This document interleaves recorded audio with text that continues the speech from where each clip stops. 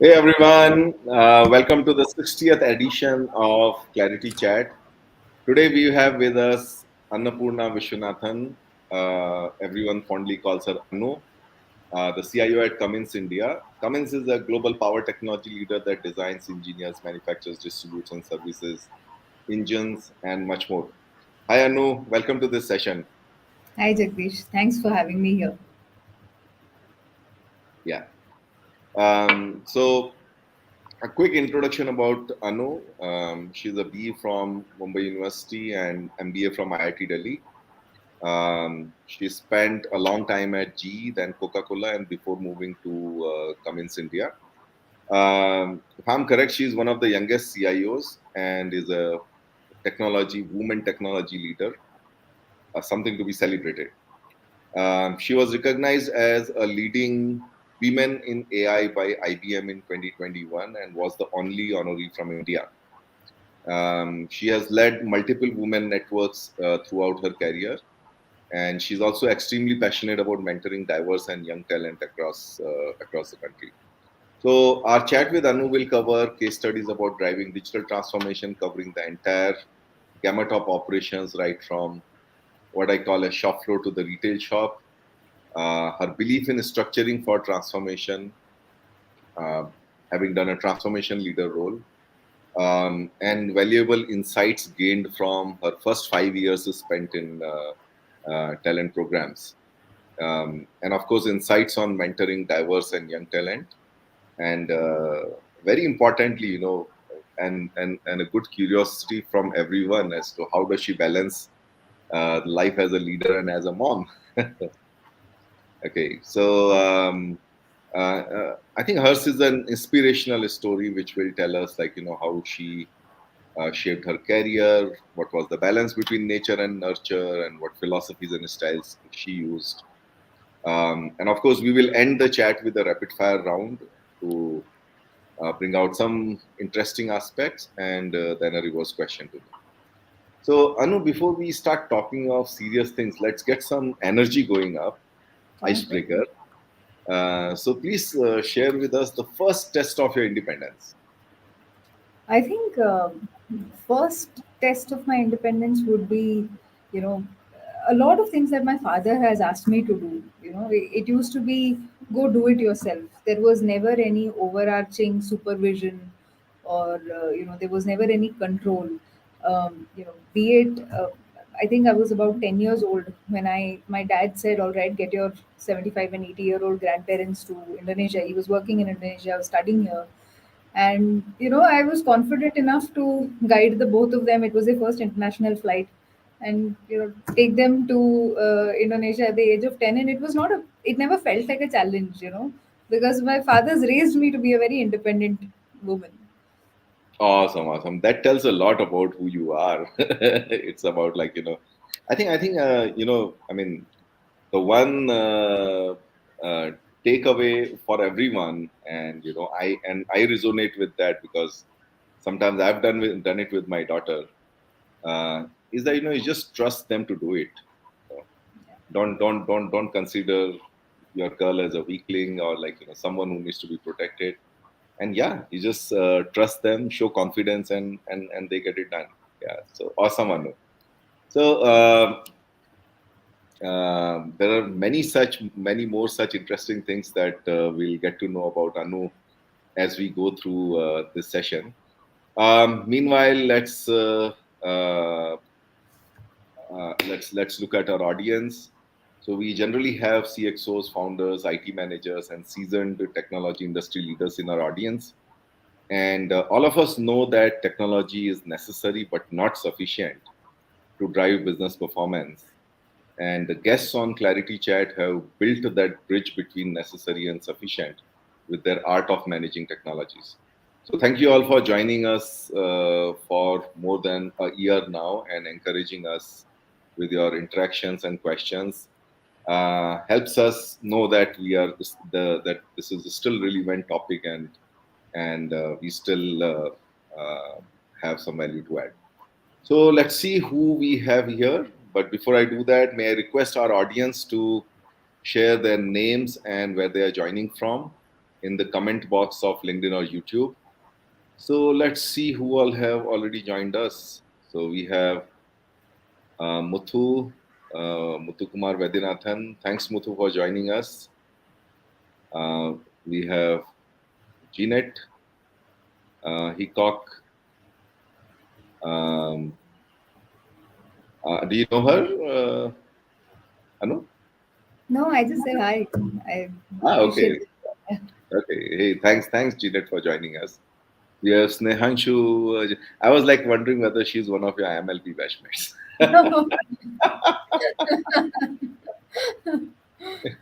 Hey, hi, Snehanshu. Thanks for joining us. Raj Subramanian. Hi, Raj. I do know.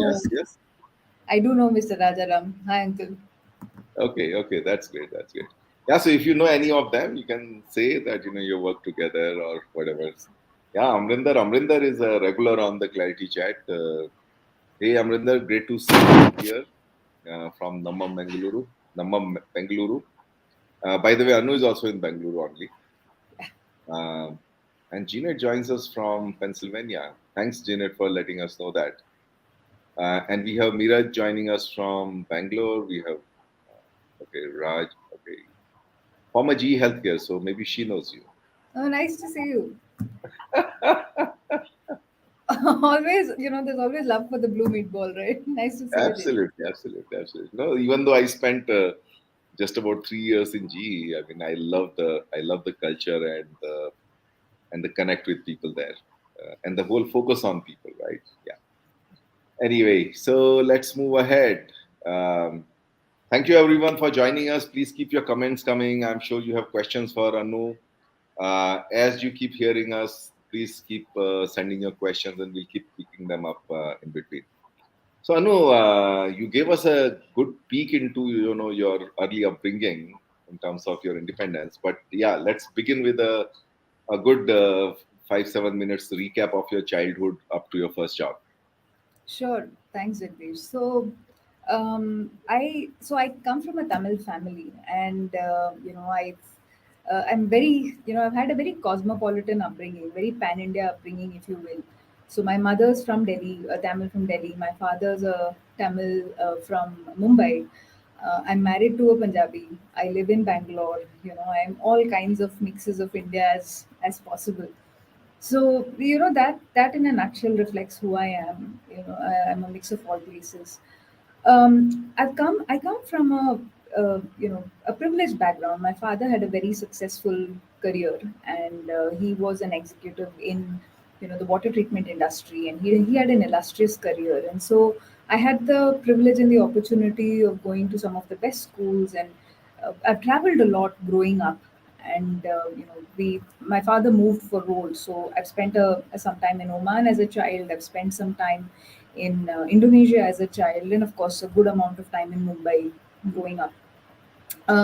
So by the time I graduated, I had close to 5 years of graduated from school. I changed about 5 schools. So if nothing, it's given me my extroversion and my ability to make friends very quickly. Um, my upbringing and my family, very typical Tamil family, right? A strong focus on academics. There was no concession on girl or boy, or my brothers and me were held to the same standards, and we all were pushed to excel academically. Very strong value system, and even now I think we are all bound by that want to do well in life. We were given goals, and we were raised in a manner where we were constantly raising the bar for each other. And and as I grew up, so I was born in Delhi, and then we lived in Mumbai for a brief period before we moved to Oman, and then came back. So for the first few years of my life, I think that defined my, who I am, Jagdish. That's a very integral part of who I am. I still love to travel a lot. I still, have that ability to make friends, and that very strong streak of independent decision making, and it's all given by my dad. There are many stories, be it my engineering entrance exams and going and getting admission. I literally took my dad because it was getting very publicly humiliating to go all alone, and people would wonder, where are your parents and how are you making these decisions for yourself? So my father came around just for, the optics of the situation, not for the decision making part of it. So, largely Bombay based, and I finished my engineering in Mumbai University, and I wanted to pursue a career in MBA. But, sometimes societal pressure and, the constant focus that you have to crack an IIM, it tends to get to you. So, for me, it did get to me. I couldn't crack the IIMs. I went to IIT Delhi and I did my master's in IIT Delhi. And and I'm very grateful. When I look back, I think the one thing that I always feel is that whatever happens happens for a reason. So be it IIT, or be it IIM, whatever happens for a reason, and I'm very grateful to the start I've had in life. No, absolutely, absolutely. I mean, I would connect very well with your father because I have been the same way with my daughter. So like about one incident, I can tell you it was 11:30 p.m. at night, and she had gone with her friends to watch IPL, and her friends dropped her about 5 kilometers away. They were intending to drop her 5 kilometers away, and she said, "What do I do?" I said, "Listen, I mean, you went on your own, so try coming back on your own. But yeah, in case you don't find anything, you don't feel comfortable, I'll come with my car. Then you wait." And the next thing I know is that like she's home and she actually called an Ola, and Ola sent her a cab with a lady driver, and she made her way back home. So yes, of course, like technology helps a lot in these cases. Um, but yeah, I think a few takeaways from here. One is like expect more from kids. Don't give them things on a platter. In fact, that's a good message for parents today. What we try to do is like make everything easy for our kids. Let's not do that. Then I think the other thing that I picked up was this whole no difference between boys and girls. Like just raise them, uh, no concessions either for being a boy or being a girl. Right? Yeah. So Jagdish, I I think if I may add, right, I have never understood what equality meant, right, till I actually came to have a working career. For me, it was just the way I was, right? So there's never been any inequality in any sense or any differentiation. So I've never understood the concept of inequality till I actually joined my job and began my life on my own. So that's the kind of upbringing I've had. Yeah, that actually tells a lot, and I'm sure that makes you as passionate about giving that kind of environment within your organization and within your Absolutely. organization, right? Yeah, absolutely. So yeah, Anu, so now just give us a quick overview of your career, maybe like one highlight from each role that you did, and maybe just talk us through just to give us a mind map of like what makes Anu what she is today, what kind of roles she has gone Absolutely. through. So, I have the very cookie cutter education, right? So, I have an engineering degree and then I have an MBA degree. That's like the ticket to success, for an average Indian, right? So, between my engineering and my MBA, I spent a year working with Atos Origin, and I was a programmer, and I used to work on MFG Pro. And even today, when I go to shop floors, and somewhere in some corner, I'll find MFG Pro. It brings a smile to my face. So I spent about 9 to 10 months doing that, and then I got into masters. I spent 2 years doing my masters. And then I got into GE, and I think that was a very important stroke of luck for me for my career. My father had always been a Jack Welch fan, and I've grown up seeing Jack Welch books all around the house. And so, for me, it was something that I was very thrilled about when I actually got into the GE leadership program. I started my career with what was then called as IMLP. It's basically four rotations of 6 months each across different GE businesses, different geographies, different areas in technology. So I spent, the first 6 months doing managing a treasury system. The next 6 months optimizing a data center, and so it was very, very varied in nature. And the way GE leadership programs work is that if you do well in this program, you would be eligible to go, to another global leadership program called as corporate audit staff, where you would rotate even faster. So 4 month assignments, and it could be anywhere in the world. So I did that for 3 years. 3 years, basically 12 rotations. I've worked in Poland, I've worked in Budapest, I've worked in, the remote corners of US, and I've spent, a lot of time traveling and learning different aspects. For me, that's been so important because it gives me the ability to go deep faster, right? Because of, you don't have time, you have to pack up and move on, whether it's 6 months or whether it is 4 months. So I did all of this till about 2012, and my I was married as soon as I got into GE. So we spent 5 years like this. My husband was in parallel programs in the finance stream. So we spent about 5 years being nomads and traveling all over. So decided to come back to India, settle down, and so I came back to India, took a role in Oracle because I realized I had a very, very jack of all trades kind of a resume. So I did some Oracle roles. Then GE in India was going through a lot of digital transformation, and we were completely restructuring to set ourselves up as a GIC.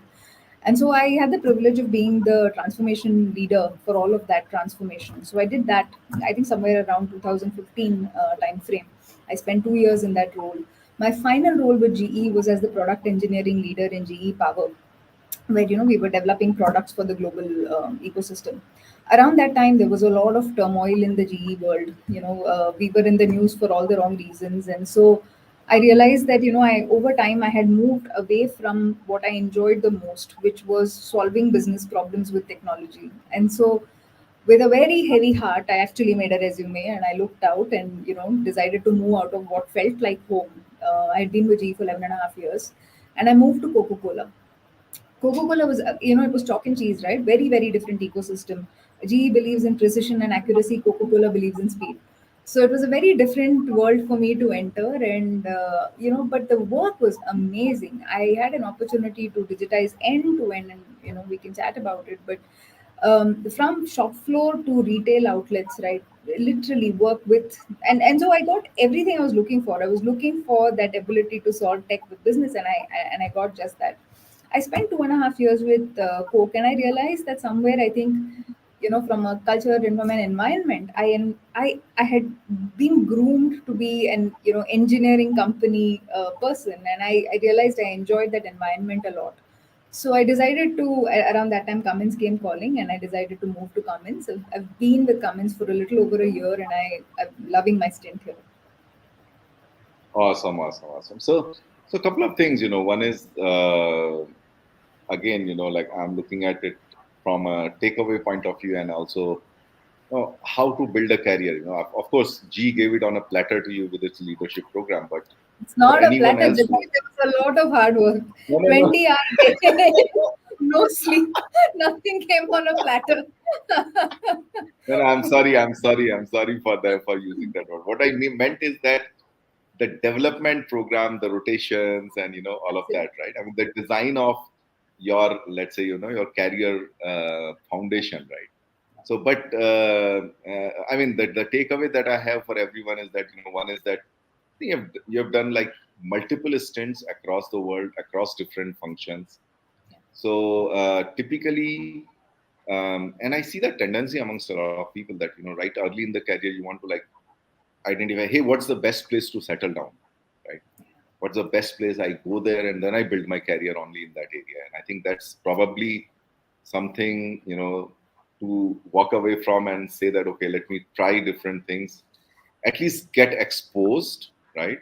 And one, to find what's my niche, but also to, get that kind of, perspective, that more 360-degree perspective of business per se, right? So that's one takeaway.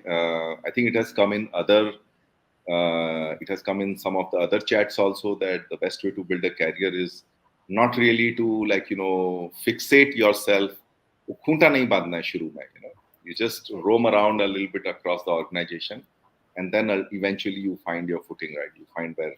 And for example, I was in customer service. I was repairing excavators in the field. Never thought I'll come to IT, but yeah, your assignments keep coming. You keep taking them up. Then you figure out that, yeah, you know what, I love this, so let me make this into a guy. But that's a little later, right? So something similar. The other thing is, yeah, I think, hard work. Living out of suitcase for 5 years is not easy, and then being married on top of that.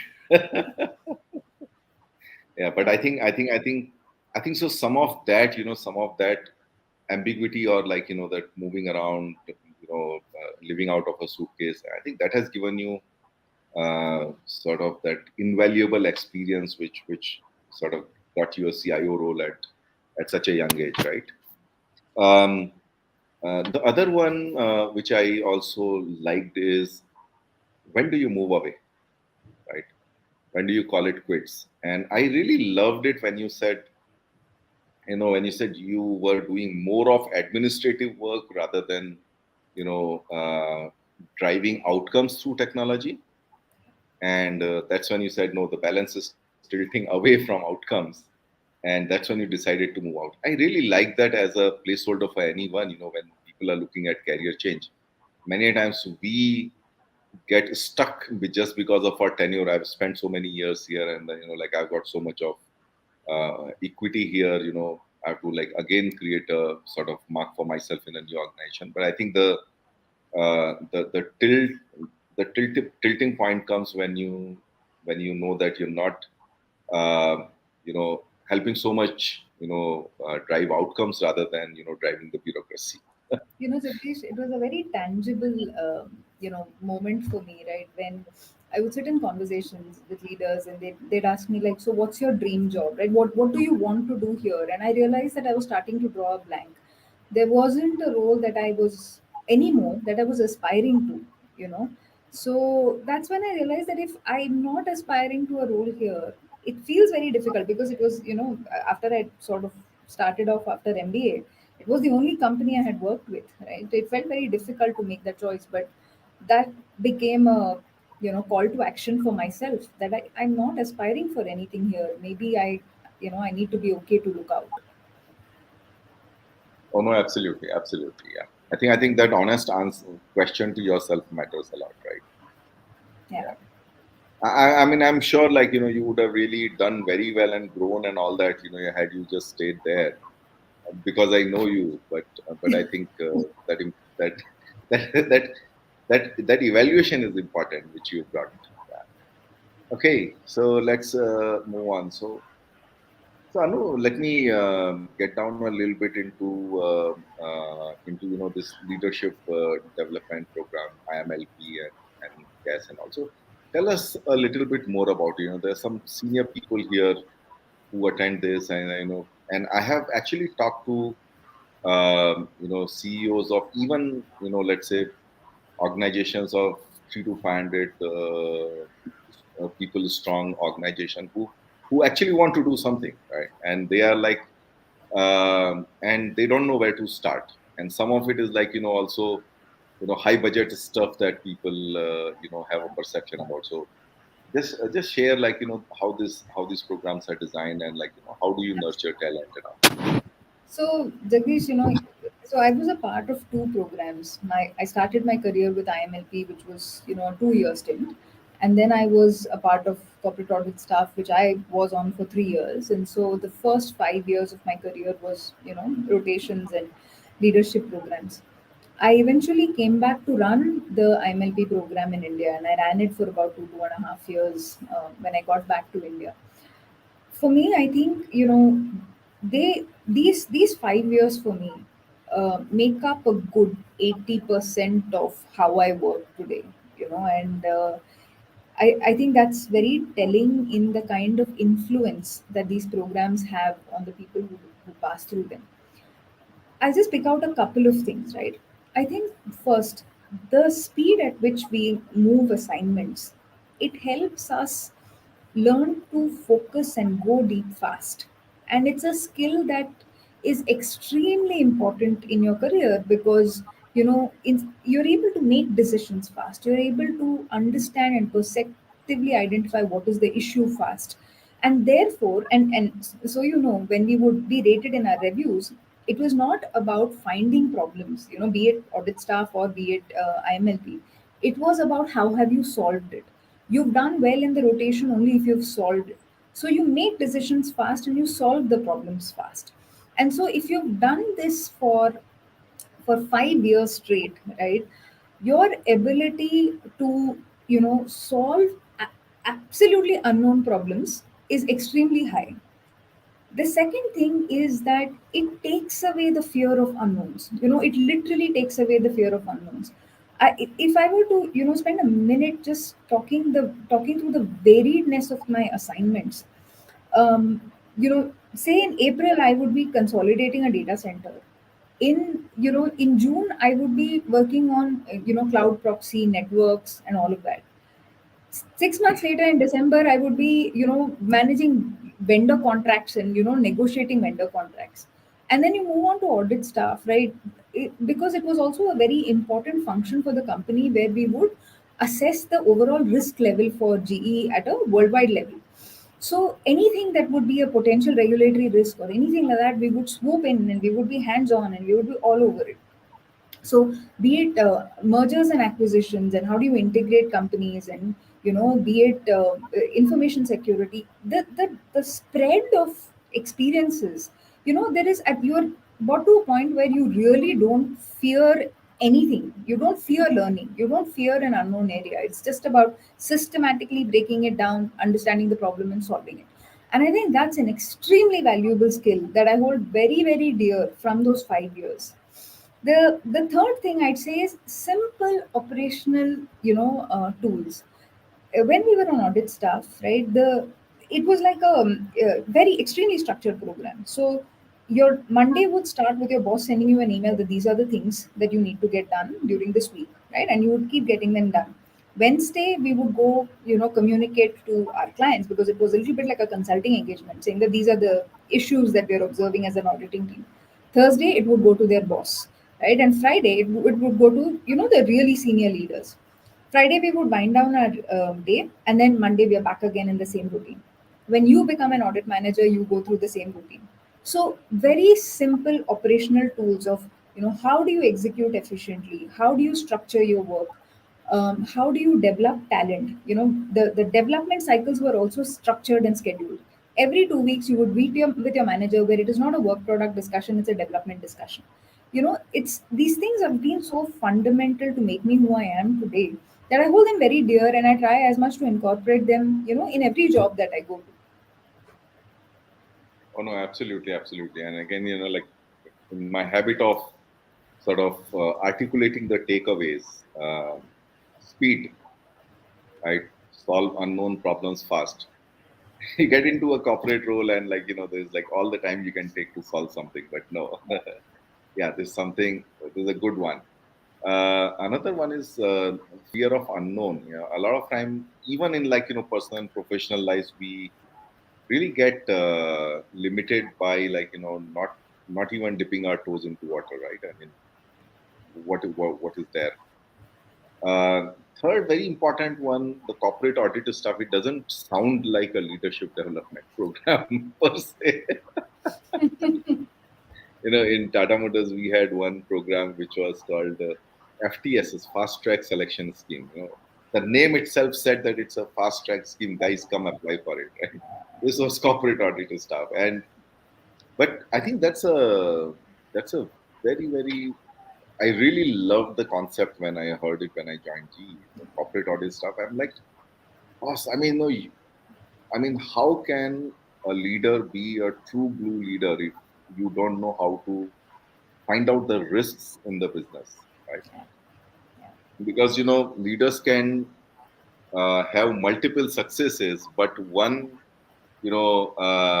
unidentified risk somewhere can actually put away their entire career, right? And then we And live for a couple of years in the audit staff and you start smelling risks, like yeah, your brain absolutely. at the back of your mind, that, oh, wait, this seems like a problem, right? Let me get to this one quickly. And I think the one other thing I'd add is communication. We were given extensive feedback on communication. Just to set context, right? We were 26 and 27-year-olds talking to global CIOs of the company, right? Who were so senior. If you didn't communicate properly, you lost them. So it was complete trial by fire. Those couple of years. Yeah, no, absolutely, absolutely. But I mean, I have a similar approach, Anu, that heaven knows for risk. Okay, Yeah. I always keep thinking about what can go wrong, what can go wrong, what can go wrong. Okay, whenever I look at something, and just keep asking questions around validating it, but you have to ask it in such a way that it doesn't look like you're not trusting people, right? So Yeah. it's kind of an art. But thanks for talking about it. um, you know, yeah, different areas, mergers, information securities. When I look at again, like again from a neutral point of view, I'm like these are kids just out of college, right? Yeah. And you're giving them like assignments which are organization critical. And I think that for me is a big takeaway, that guys, trust youngsters with business critical work, and you see them like bloom, isn't it? Yeah, absolutely. Absolutely. Yeah. And what that means is that, one, trust your talent, and second is that like you talked about, like how much time you got with senior management taking it seriously. An important one about development cycles, like so with young people, they are like they are a bunch of possibilities, so you got to sort of shape them, and therefore you require frequent development discussions and all that. Yeah. But great inputs, Anu. And I'm whenever next time anybody talks to me about like leadership development, how do I do it, I'll say, okay, first go and watch that. Watch that episode with Anu. Yeah. Okay. So let me bring in some audience questions. People have been like simply very welcoming with their questions. So let me just find them out. Um, I did see many of them floating here. Okay, so that's a quick one. Extracurricular interests. So love traveling. Traveled a lot. I just during the lockdown I picked up running, and so now love to run a lot. I used to like to cook. Now I don't have time. Now I just like to eat. But yeah, right now it's running, and it continues to be traveling. Okay, awesome. Then there is this other question from Jeanette. Does anyone know what percentage of CIOs are women? I believe we are amongst an elite group. Congratulations and thanks for mentoring others. Do you have Thank any you. data?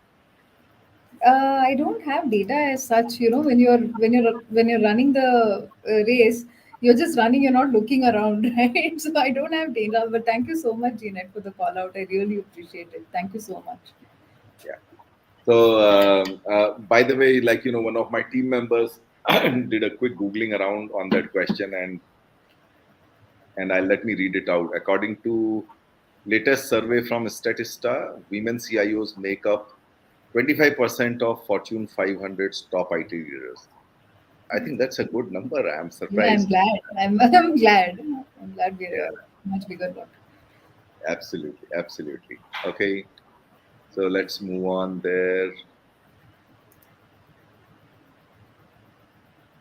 Um, okay, so the next one is from Sajid. He says, "How can women leaders create easy access for future generations, a relatively easier career roadmap?" I think pay it forward, right, Sajid? I think the one thing that I've held very dear to me is that see, the workplace historically was largely male, not anymore, but historically was largely male.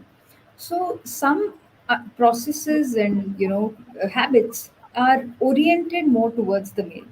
So it's okay to challenge those. It's okay to ask, with earnest inquiry, why is it this way? And very often when you ask the third why or the fourth why, you will understand that somewhere it is just historic. There's no current relevance to it. And so, start driving the change so that it's easier for the people who are following you. We are where we are today because of people who led the way a couple of years before us, and so make that road easier for the people following us.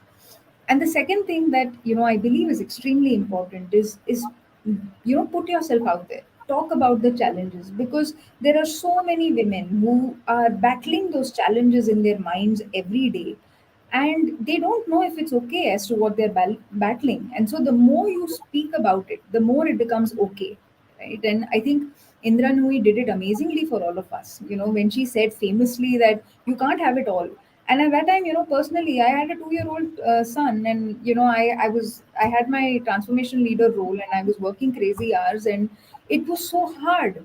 But these are some realities that the more you're honest about it, you make it easier for the women who are following you, to accept that these are choices that everybody has made, and that no situation is out of order. It becomes okay to talk about it.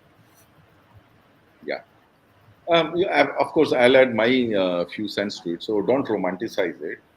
I mean, I actually, when you say how can women leaders create easy access for future generations by a relatively easier career, I would say no, that there's no easy way actually. Sajid, what you heard is that like things were made tougher deliberately for Annu. There are so many stories, where you walk into a room, you're a young graduate straight out of B school, and there's somebody who's on your team who's more experienced than you, and there's so much distrust and mistrust, compared to your male counterparts. You really have to win your seat on your table, and you've had to do it time and again. And every role you go into, you have to win your seat on the table. You have to make them believe that you're worth it, which I'd say is something that I've noticed. It was a little more. I had to win it a little more than my male counterparts, and it became a habit. It became, it's okay, right? If that's what you need to trust me, so be it, right? I'll prove you that I'm worthy of your trust. So. Yeah, absolutely, absolutely. So yeah, no, what I meant was, Anu, is that there's no easier path. Give opportunities. I think it's more about like giving equal opportunities and let them prove themselves. Not really like creating a special lane and for them. So it's a very important part of equality, right? Yeah. Yeah. So, Anu, there's a very interesting question from Jeanette, and in fact, even I had that question in my mind. So, but let me ask it on behalf of Jeanette. Okay, so Jeanette says, Anu, you didn't grow up with a lens of gender bias. You did walk into a world that isn't so woke.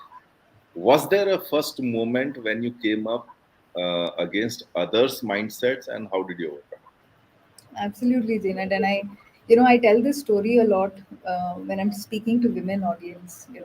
So I'll give you a very personal example, right? So my husband and I, we've been in parallel leadership programs. I was an IMLP, he was an FMP. I went to IT audit staff, and he went to finance audit staff, and we'd had perfectly parallel careers, till the first 5 years. The sixth year of, I came back, I took on a role, and I was expecting my child, and I realized that slowly, we were running at the same pace. But slowly I started falling behind, if you think of your career as a race, right? And for no fathomable reason. I was working just as hard, but I realized I was falling behind. And for me, that was my aha moment, that hang on, I haven't necessarily perceived equality the right way. It's not that men and women are exactly identical. That's not equality.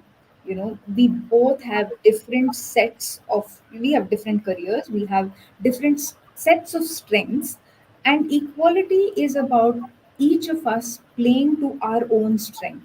So and this was a reflection which took me years to get to, because I would ponder for years that it makes no sense. I was running at a certain speed, and I was fast tracking in my career, and why do I need to slow down now? It wouldn't make sense. It would be something that I would battle in my thoughts day in and day out. And I realized that, and that was those couple of years as I was raising my son and having a job. And I think, looking back, it was a privilege. I could do both. There are many women who have to opt out even at that point, but I didn't realize that. For me, at that point, are my friends who were a part of similar programs, why are they moving ahead?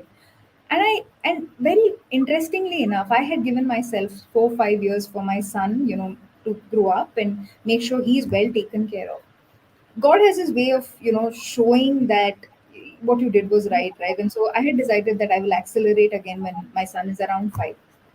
When he was 4.5, I got a call from Coke, and I was called on to be the head of digital for Coke in India.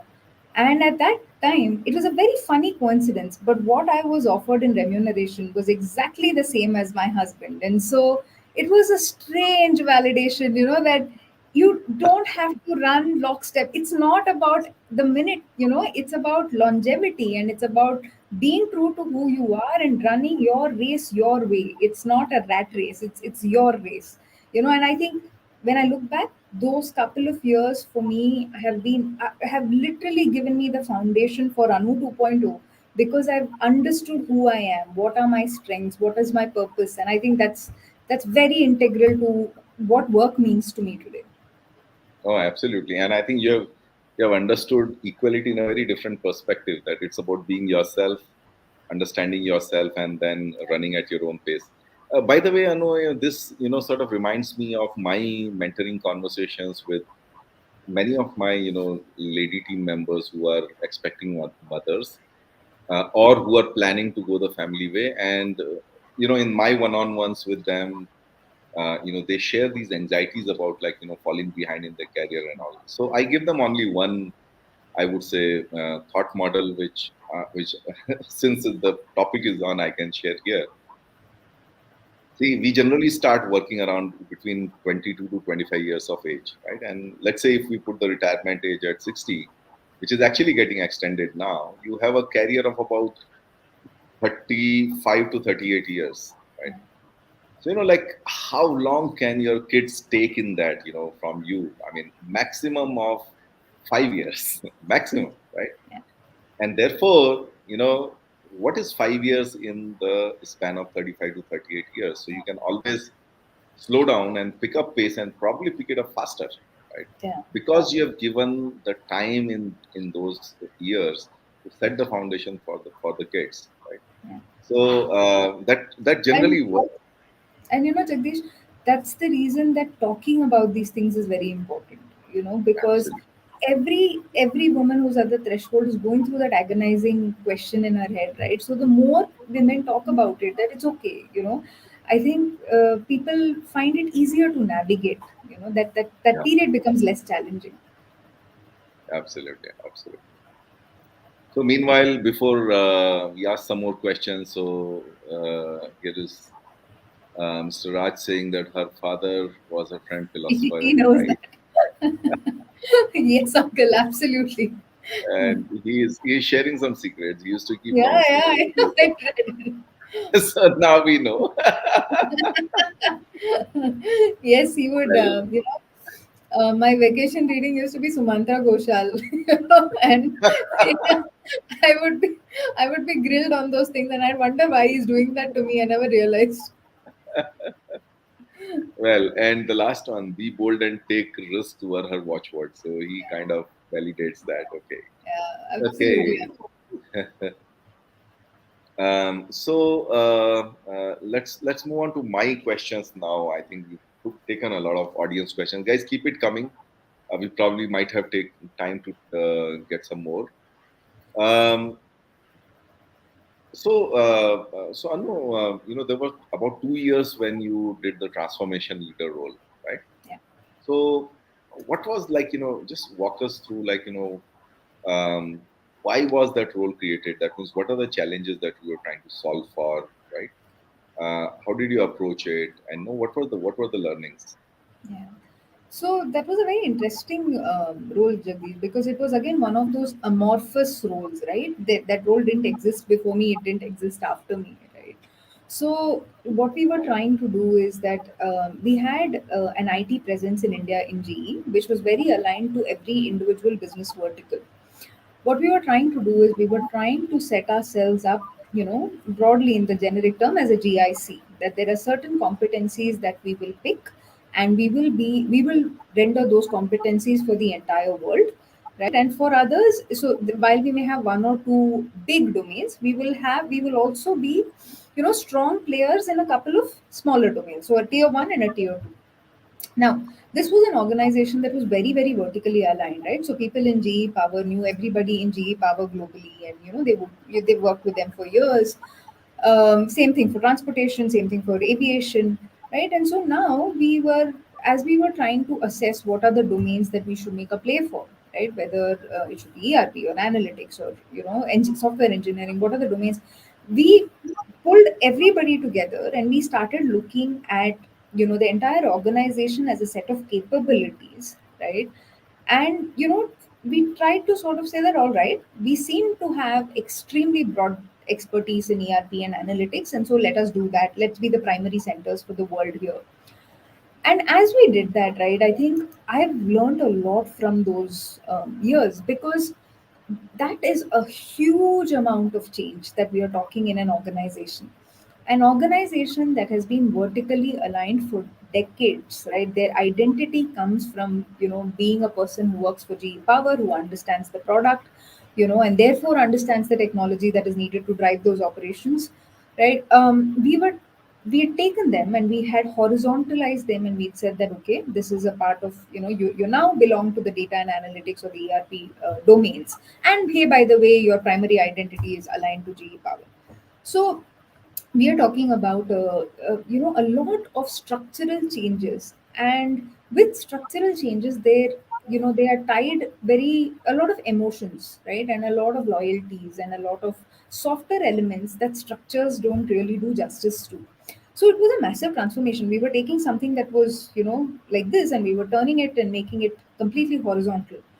For me, I think the one learning, if I were to pick on one that I hold very close, is that structures are important in transformations. Setting structures up well is very, very fundamental to leading transformations, right? And making them successful, because people need to be brought into those structures and those final outcomes that you are thinking of, and they need to believe that the structure is going to enable that final outcome, right? So I think that was a very interesting period. We spent about 2 years, and we horizontalized the organization. We were able to build scale. We were able to build capability in certain areas, and which I think even today, some of those organizations are strong. It so happened that around 2018, as GE started going through a lot of turmoil, right, businesses were getting sold, so we had to undo some of that work. But I think that's one of the roles where, which I've learned a lot from, in being able even, and I use it today also in my work, that it's important to get your structures right, because only then are you enabling your teams to deliver those outcomes. No, absolutely, absolutely. I agree, Anu. And these the structures, they will evolve over time as well. So you kind of need to keep looking at them with a fresh pair of eyes. So just it resonated somewhere because when I took over as the CIO of Tata Motors, I did my first structure. not really restructure, but the first basic structure within about a year. And then I think 2 years later, we had done some transformations in outsourcing, um, created a more broad-based, I would say, framework for IT services, etc. So restructuring, so major restructuring, 40% of the people changing their roles and new leadership roles getting created. And we found that, 2 3 years later, as we started adopting cloud and mobility and telematics and all of that stuff, and getting doing a lot more work which was more closer to businesses, we found that this structure was becoming very bureaucratic. Okay, Yeah. so 3 years later, we ended up doing a second level of this. I used to call it target operating model. So Yeah. there was a target operating model and there was a Tom 2. And I think that's something which got us the fine balance between, being scalable and sort of broad based at the back end for things that don't face the businesses, and being agile and nimble in Yeah. terms of the business facing stuff. Yeah, so it Absolutely. took a few iterations, but I completely understand what you mean by structuring for Yeah. effectiveness. Yeah. Okay. So, Anu, yeah, let's move a little bit to Coca Cola. So, share how you drove the comprehensive digital transformation programs, and maybe a couple of case studies, and focus on the challenges, because see, I believe in Coca Cola there's a lot more ecosystem play, right? It's not Yeah. really a very tight, I would say, organization like GE, Yeah. but you have partners and you have distributors and you have bottlers and all of that. So change management challenges, cynicism. Talk us about it.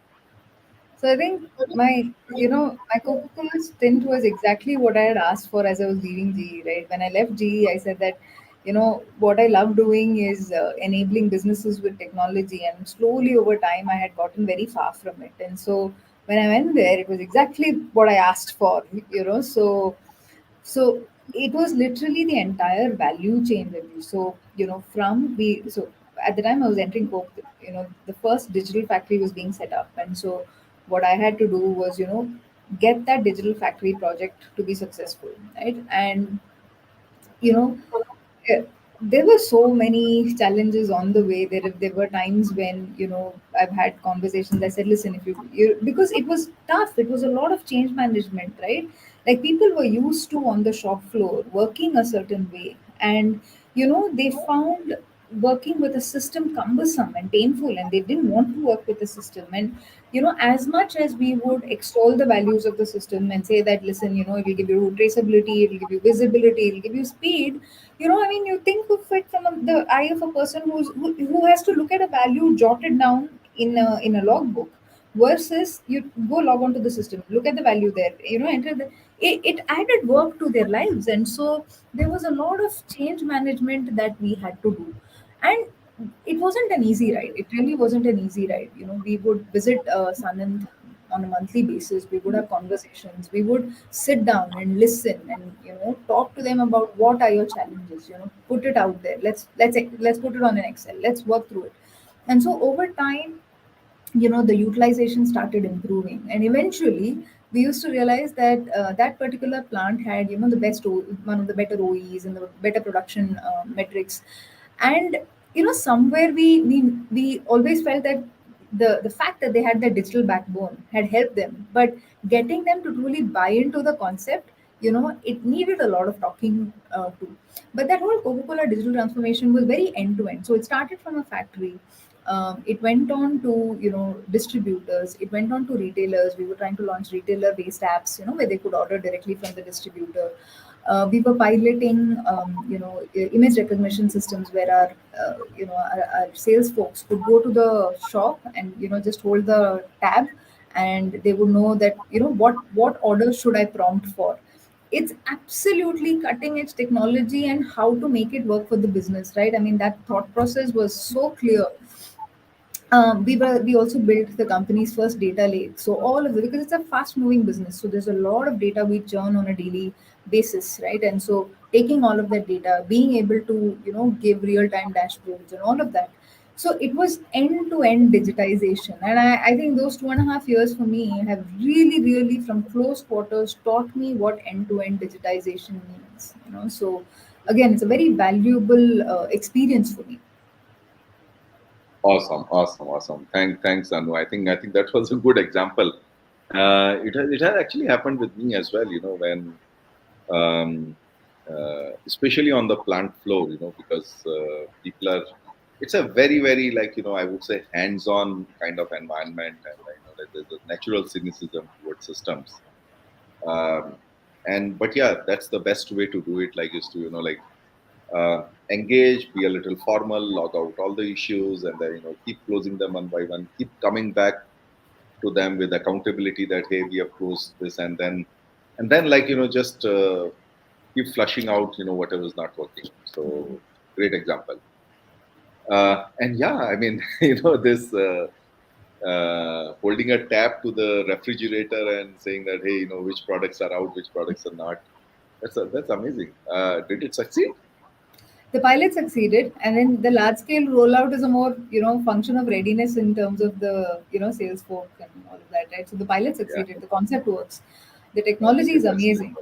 Just making sure you're poking people, and not just for products, right? Because Coke is a very visually activated Yeah, yeah, yeah. product, right? And so when Absolutely, you go to the absolutely. shop, are we activated enough, right? Is there enough of banners and buntings and all of that? Even that was recognized by this tool. So it was very cool, what Okay. technology can actually do. Yeah, absolutely, absolutely. I think that brand visibility is everything, Yeah. and yeah,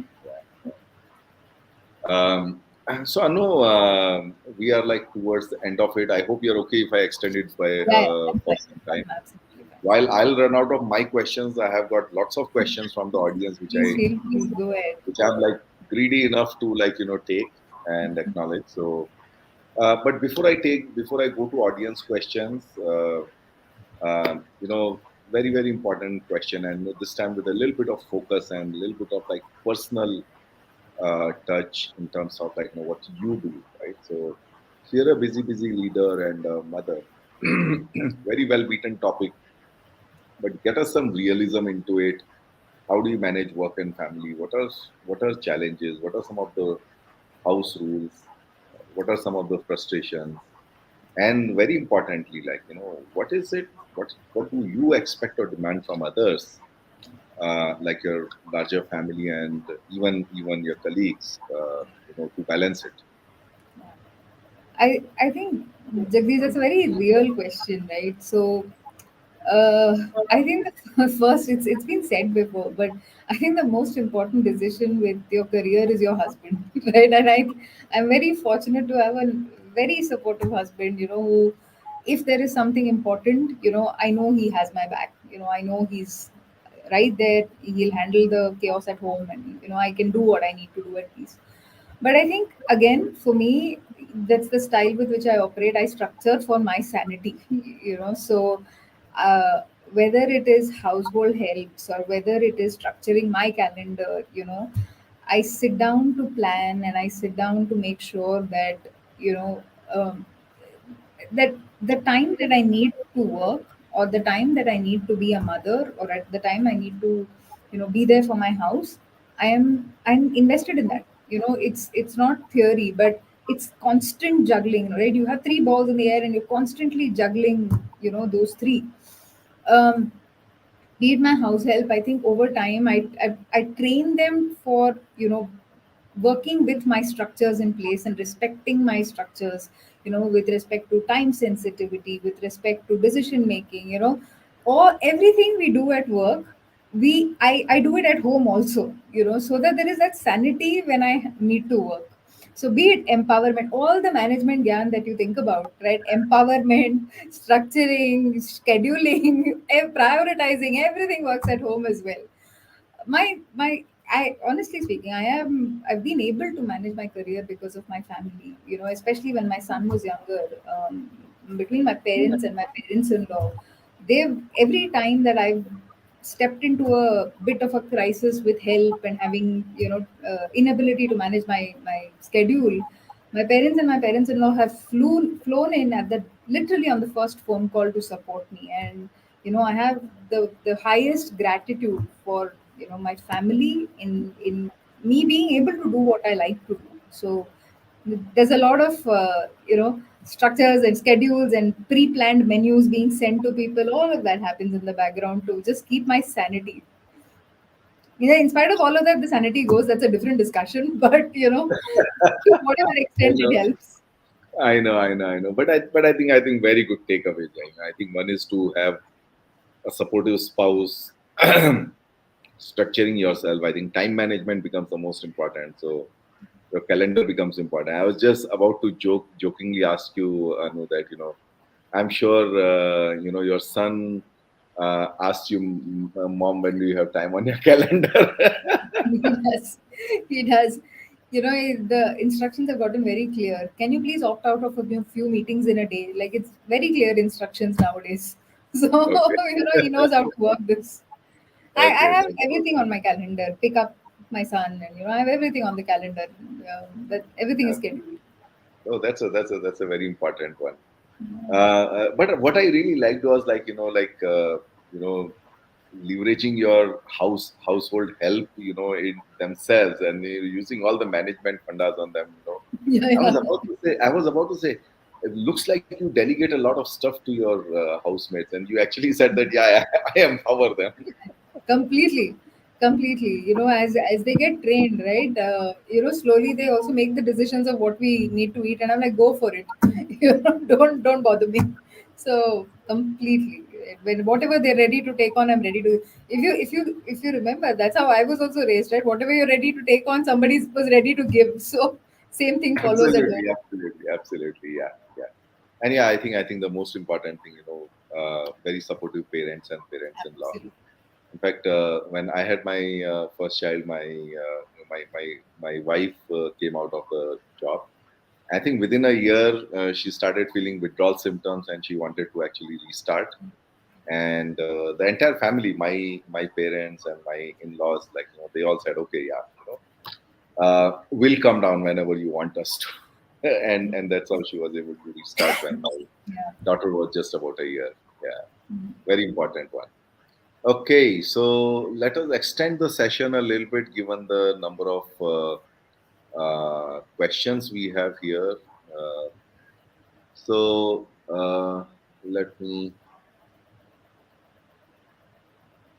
Okay, so we have Sujata giving a confirmation here. Be focused to understand an issue fast and take decisions to move towards a solution is the key. Absolutely, that's what those programs taught her. Okay, so there's a question from Muthu. Can you share what high-level business problems that you're engaged on as part of a roadmap? Sure, Madhu. So I think with Cummins, what we're doing is that we would like to digitize our entire ecosystem, right? And really leapfrog and leveraging technology to ease out our operations.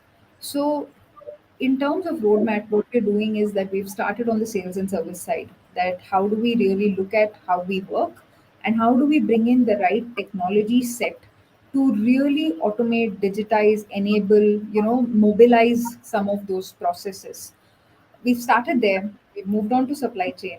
Simultaneously, we are also introducing a lot of tools that will enable us to digitize, the smaller standalone processes much faster.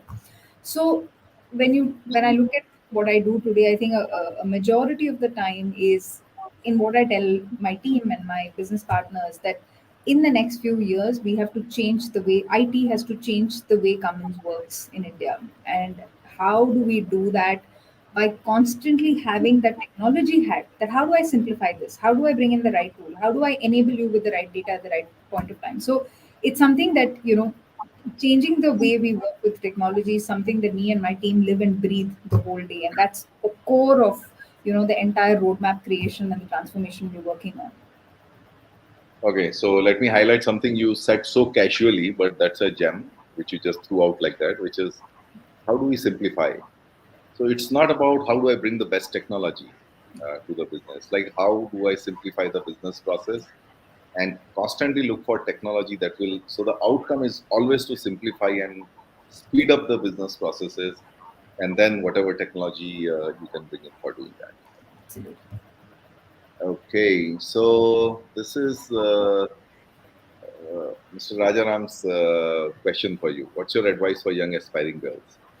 Have no boundaries, no limits. Don't put any limits on yourself, right? You know, go do what you think you're capable of. I think that's the most important thing. I have a very dear friend with a 3-year-old daughter who has a big personality. She was very strong, very opinionated, and we laugh that we're raising a leader here. That very clear headed about what she wants. So I think don't for parents it would be don't clip those wings. Those wings help them fly much later. And I think for Yeah, the child, fly, do what you think you're capable of doing. No boundaries. absolutely, absolutely. Fully agree with that. Okay, so Karishma is asking, how do you overcome resistance to change faster? I think by showing up, right, Karishma. I think every time that people have doubted or have not trusted that the change is good for them, right? If you just show up and you articulate yourself and say that this is why I'm doing it, the honesty in those conversations, right? Eventually, trust builds, and when trust builds, they open up to the change.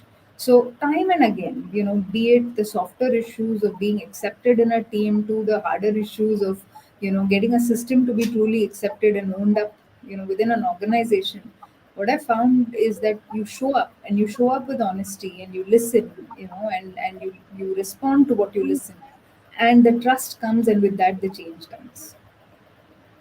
Absolutely, absolutely. There's absolutely no alternative to engaging Absolutely. and having frank discussion.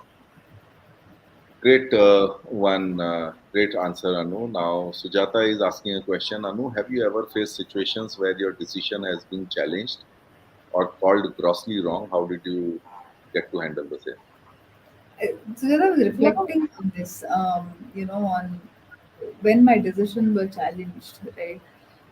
I wouldn't say my decision wasn't challenged, but the consequence of my decision led to something that, was a lot of turmoil. So I think when I was, in my last role at GE, I was leading product engineering teams, and there were two products, and one of the products had been built, in not built very well.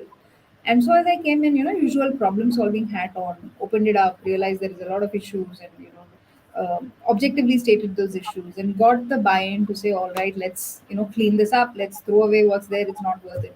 And very objective problem solving, right?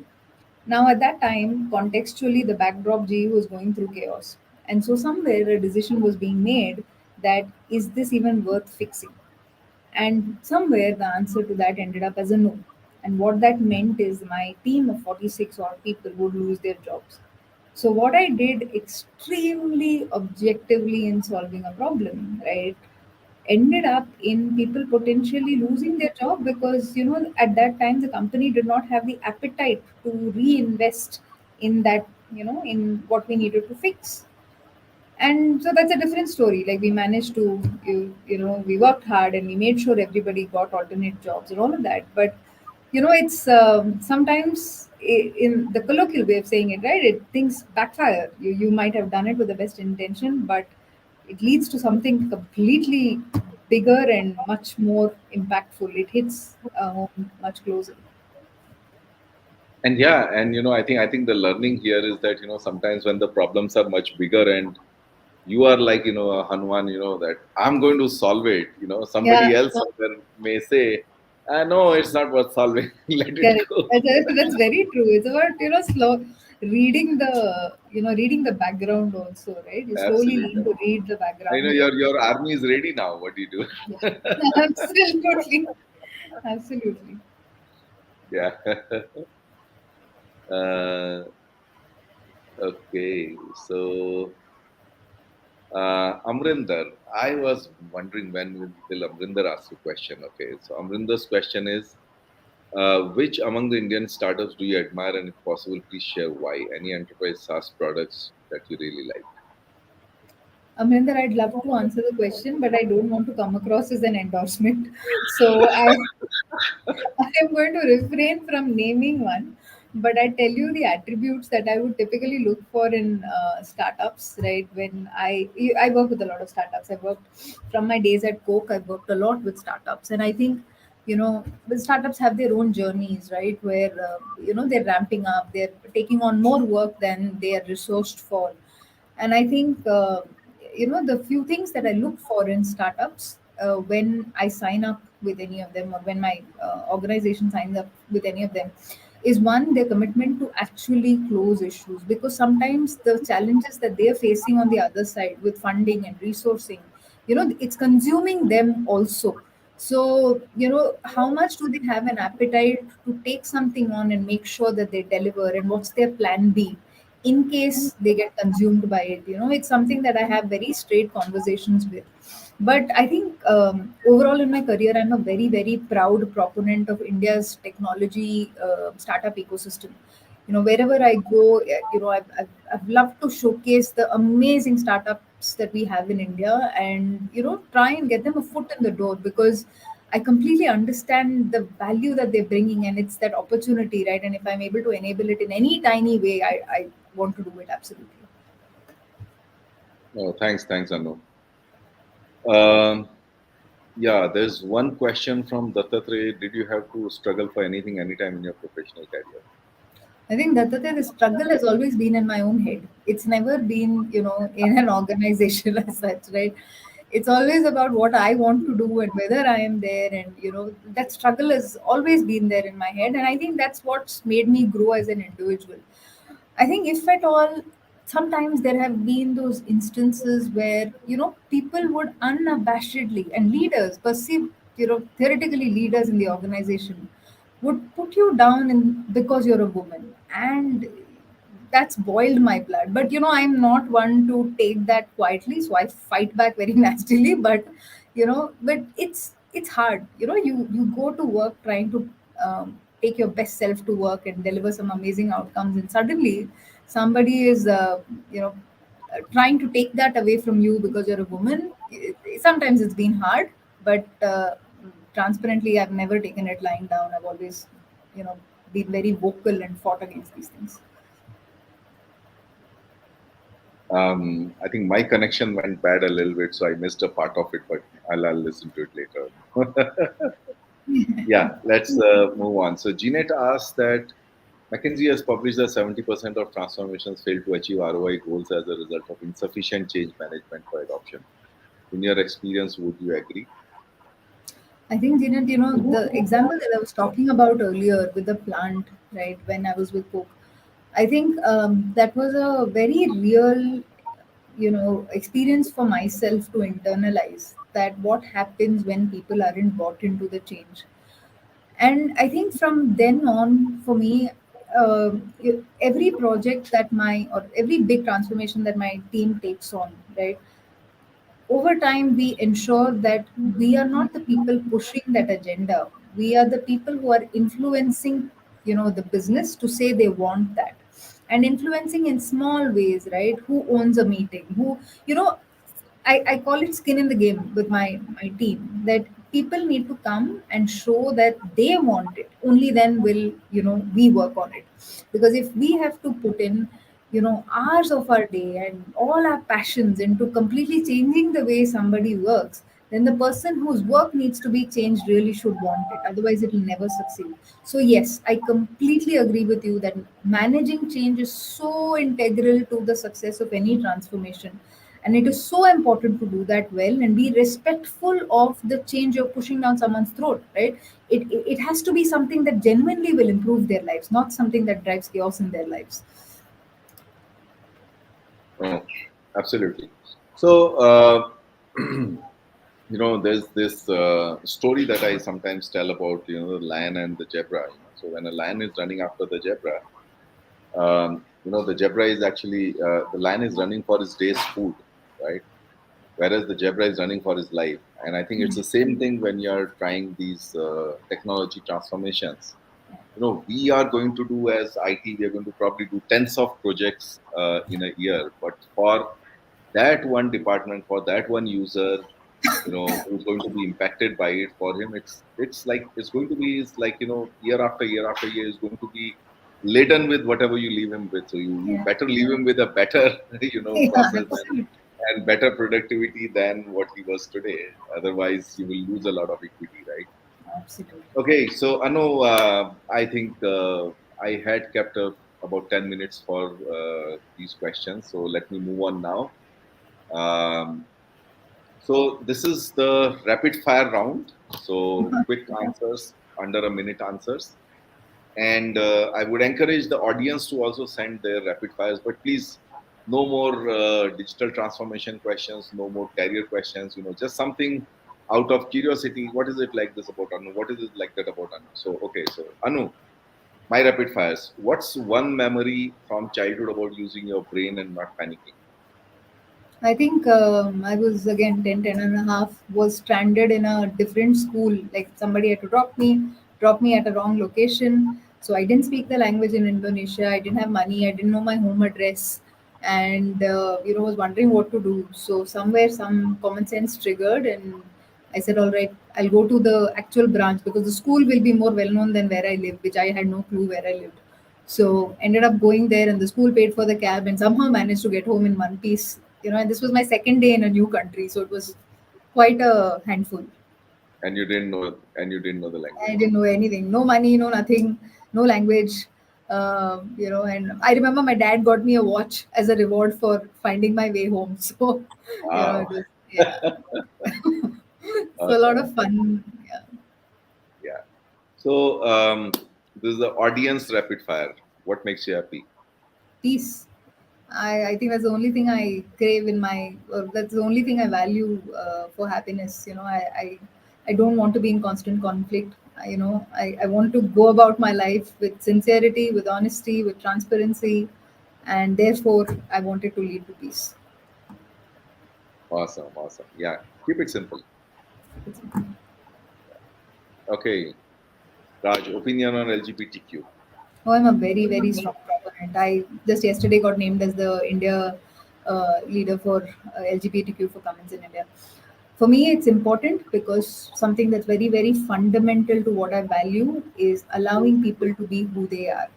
We can call it diversity, we can call it inclusion, but very simplistically, respecting everybody for who they are is something that's very, very core to my value system. And so I'm an extremely vocal proponent of the LGBTQ rights. Fully agree with you, and I hold the same views. We Yeah, we can't be interfering in what people are in their personal lives. Let them absolutely. live. Yeah. Absolutely. And on the same note, what about the Supreme Court judgment in US? To be honest, Jagdish, I haven't dwelled too much on the political angle of it. For me, I come from a viewpoint of inclusion. For me, that is the value that I hold extremely dear. Right? Let people be. So, I haven't as much as such dwelled on the political aspect. I understand the angst that it's got to the community, but Yeah, for me, it's about let's respect people for who they are and let them be. absolutely, absolutely. For me, frankly, not to be a little bit more frank, frank here, it was outrageous. Yeah. Completely. to take away Like, to take away the right of your own body. no, it's. Anyway, let's move on to something lighter. If not a CIO, what would we have been? I would have been a journalist. Okay, interesting. Yeah. Okay, another rapid fire. Regrets. None. Experiences have been easy. They've been tough, but I always have looked back and learned from them. Every experience in life. So absolutely no regrets for anything. Okay. So any technology or business processes? Business processes. Technology is an enabler. I think that as much as we internalize that as the IT arm of companies that are serving products, I think we'll all be at peace. That it's never technology before a business process. Absolutely, absolutely. Okay, so we are done with our rapid fires, Anu. So yeah, your reverse question. I've been putting you on the spot for all this long, so it's like your time to take revenge, please. So Jagdish, if and you've had an illustrious career as a CIO, right? And so, if you were to look back and think about, say, one or two moments which have really transformed you as as a person, from a career standpoint, what would they be? Oh, there are so many. Your top two, maybe. Okay, so I'll share the top one, which was again, I was like, I was a very very brash young guy who knew what he was talking, and I would say I was friendly, but I could be a little brusque, right? And typical go-getter. So I remember this was, I think, in uh,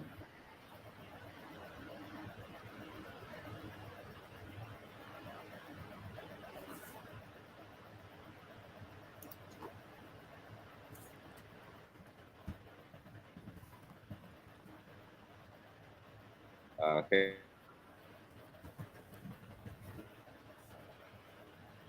Are you able to hear me now? Now I can hear you now, Jagdish. You blanked out for a bit. Yeah, yeah. Even I felt so. Yeah.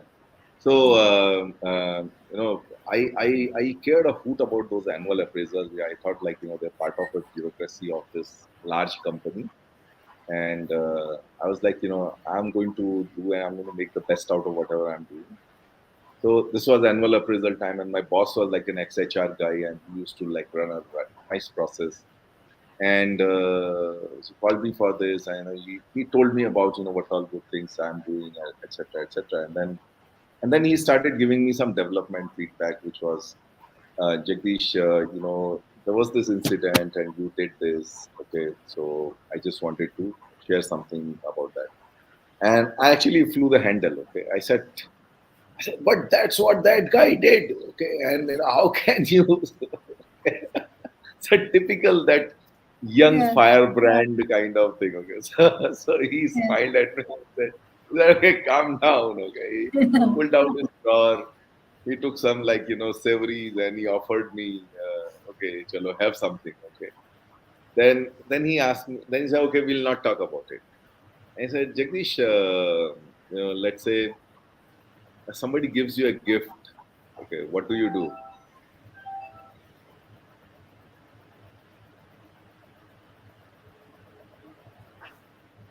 So I said, I'll take it. Said, what if you don't like it? Will you still take it? I'm like, yeah, I have to take it. It's a gift, right? So he said, listen, every feedback that you get, okay, is a gift. Okay, so you take it even if you don't like it.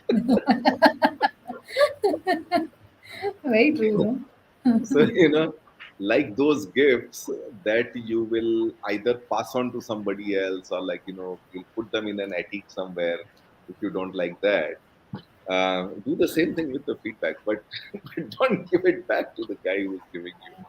That It's was true. actually a very very turning moment. And I have spoken about it many times. Just opened me to the power of feedback, and to say that, listen, what, respect others' point of view and invite others' point of view in whatever you're doing. So I've been like, that has really helped me build feedback in a very very, I would say, integral way into whatever I do. Like, I mean, even when we are doing user, I would say, handling SRs, always take a feedback on every SR, run an annual, user satisfaction survey, an annual survey on, so whatever, uh, that was a very important one, and a very powerful one. Yeah, it's very valuable, and it's true, right? I think your example is very insightful, because it's not easy for people to take feedback, right? But I think if you pause, if you listen, you can bring about some amazing change in yourself. Very interesting. Absolutely. Thanks for sharing, Jagdish. And most of the people, I mean, many people, when I give them feedback, including some of the near and dear ones, like, they start defending their behavior. They start defending why they did like that, etc., etc. But actually, it's not about that. It's about understanding how it came across to somebody else, and then reflecting on it, and maybe like doing or not doing anything about it, but just absorbing it. That absorption part is the most difficult. But that brings us to the end of our chat. Thank you, Annu, for being there and for patiently answering all the questions, mine as well as audiences. And thank you, everyone in the audience, for attending, engaging, asking really, really thoughtful questions, and for sharing some aspects of Annu as well. Mr. Raj, I'm calling out to you. And thank you, all of you who are watching the recorded version. Everyone, enjoy your family time. Have a great weekend. Thank you so much. And thank you so much, Anu, once again. This was a really, really powerful session. Thank you so much. Thanks for having me here, Jagdish. Enjoyed the conversation. Thank you so much. Absolutely. Thanks, Anu. Thank you. Bye, guys. See you next week.